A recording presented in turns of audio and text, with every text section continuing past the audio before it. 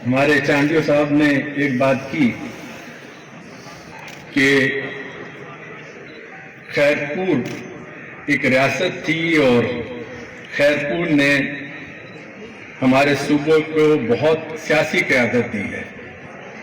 चांडियो साहब, खैरपुर ने सिर्फ सियासी क़यादत नहीं दी, साईं सच्चर सरमस्त भी खैरपुर से हैं,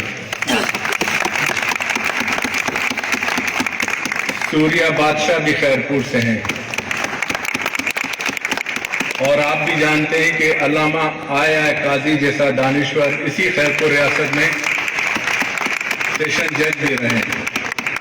वो बैरिस्टर थे, खैरपुर रियासत में सेशन जज हुए और फिर सिंध यूनिवर्सिटी के वाइस चांसलर भी हुए।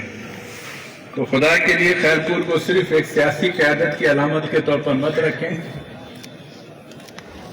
खैरपुर सूफी सच्चर सरमस्त की भी सरजमीन है। खैरपुर अल्लामा आया काजी की भी है और खैरपुर सूर्या बादशाह जैसे दिलेर शहीदों की भी सरजमीन है।